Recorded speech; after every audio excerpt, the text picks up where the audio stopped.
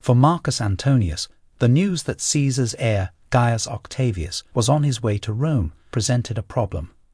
Antonius had been recognized by Caesar's widow as the leader of the Caesarian party, and thus heir to Caesar's legions. At the time he had read Caesar's will to the populace on the 19th of March, Antonius had further strengthened his new position by claiming to the people that Caesar's heir, Gaius Octavius, had renounced any right to his inheritance by refusing his adoption. Following his stirring eulogy of Caesar, Antonius had whipped up passions that climaxed with his laying hold of the immediate support of the city plebs. But, by the 25th of March, only 10 days after Caesar's assassination, Gaius Octavius had landed in Italy and taken up residence in Lupii. The heir of Caesar was coming to Rome to claim his inheritance. There were two aspects of Caesar's last will and testament which needed to be fulfilled, neither one related to the other. As heir to Caesar's fortune and worldly goods, Gaius Octavius had merely to present himself to the executor of Caesar's will and prove that he had been named as the primary heir. This should have been quite easy to do, since Caesar had named as executor his niece, Attia Balba Caesonia, Octavius's mother.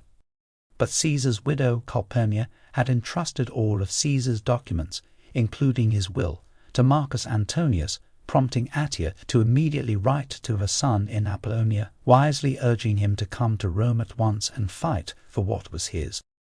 The second aspect of Caesar's will, the posthumous adoption of Gaius Octavius into the house of the Julii, was another matter altogether. Because his natural father had died, Gaius Octavius was considered sui iuris, which meant he was subject to no family's paterfamilias. Having no legal representative who could agree to the terms of adoption, sui iuris candidates fell under the jurisdiction of the Pontifex Maximus. In order for Octavius to legally become the son of Caesar, that high political station which brought with it a substantial clientele list and many loyal legions, he was nonetheless subject to the same laws as any less celebrated Roman, and had to acquire a lex curiata, a law which transferred him to the family of another. This required him to present himself to the Praetor Urbanus, who would then schedule a contio or public assembly, where Octavius would announce his intention to accept adoption and legally change his name.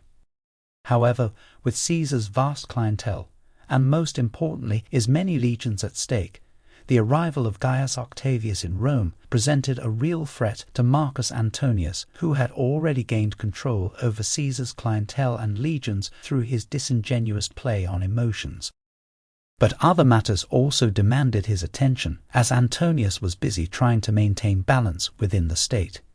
It was imperative that he prevent rioting on the part of those who wanted revenge over Caesar's death, while also attending to the removal of those who claimed to have liberated Rome. In an attempt to placate the conservative Senate, who supported the liberators and feared Antonius now sought Caesar's dictatorship for himself, Antonius passed the Lex Antonia, entirely abolishing the dictatorship from Rome. To further appease the conservative portion of the Senate, Antonius even motioned that Sextus Pompeius, the last living son of Pompeius Magnus, be recalled to Rome and given command of the seas. But, in disarming the Senate, he had gone too far. When Marcus Antonius blocked all legislative attempts to deify Caesar, he began losing the support of his city plebs, who did not hesitate to turn to the Marius pretender who had shown up in Rome just in time to personify their adoration for the dictator by building the first altar to Caesar. Knowing that Octavius would ultimately arrive in Rome, Marcus Antonius went to work. His first undertaking was to use his authority as consul to secure election as Pontifex Maximus for Marcus Aemilius Lepidus.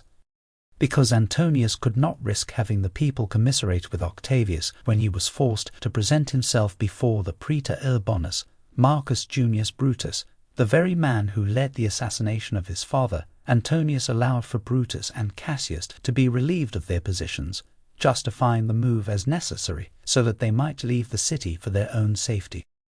Brutus and Cassius retreated to their summer villas along the Latium coastline.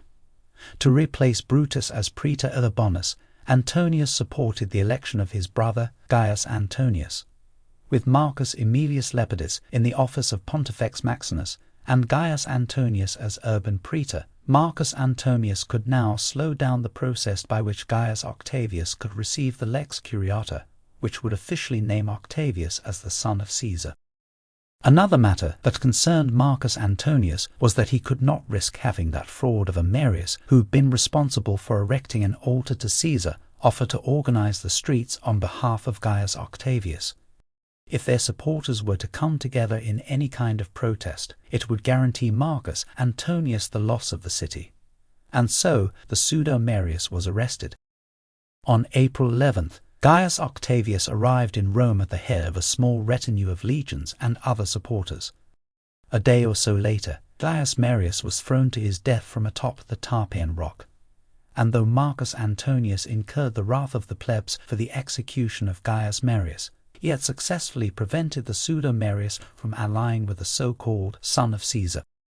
After presenting himself to the urban praetor Gaius Antonius, Octavius became entangled in a dispute with the aedile Cretonius and with Marcus Antonius over their refusal to display the throne and crown of Caesar on the final day of the Ludi Cereales. With his contio for the Lex Curiata scheduled for May, Gaius Octavius finally withdrew from the city and journeyed to his stepfather's villa in Puteoli, where he reached out to various members of the Senate, intending to gauge their support. To further hinder Octavius, Marcus Antonius again used his brother Gaius Antonius, as well as the co-consul Publius Cornelius Dolabella. As urban praetor, Gaius Antonius, along with Marcus Antonius and Dolabella, each acted as the judge for many of the lawsuits which had been filed against the estate of Caesar, and used their roles to make certain that Gaius Octavius walked away from each case with the poorest outcome possible.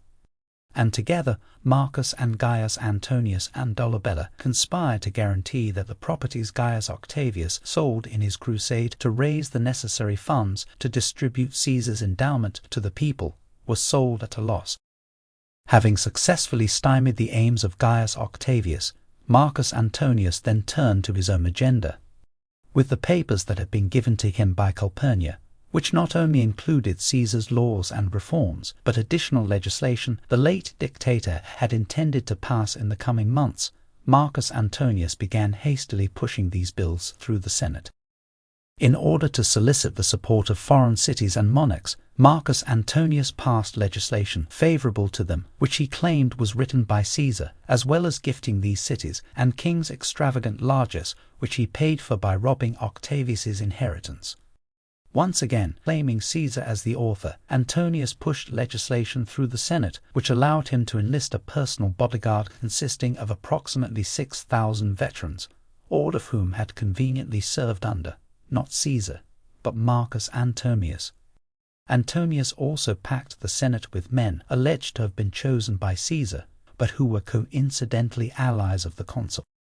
Despite the legislative accomplishments Marcus Antonius won with the name of Caesar, his achievements were not absent some resistance. His co-consul Publius Cornelius Dolabella, who saw himself as a potential leader for the Caesarian party, tried, albeit unsuccessfully, to block what he viewed as an obvious power grab by Marcus Antonius. And Dolabella was not alone in his opinion of Antonius. There were many within the Senate who simply wanted a return to the senatorial supremacy that characterized the days of the traditional republic. But the Senate no longer maintained a standing army with which to confront Antonius. Following the civil war between the Caesarians and the Pompeians, all Rome's legions belonged only to Caesar, and following Caesar's death had passed to Marcus Antonius, except for those few legions in Brundisium who had hailed Octavius as Caesar. A split party was just what the Senate needed to ensure the Caesarians fought themselves into extinction, and left the Senate to guide Rome back to the sanity of a republic.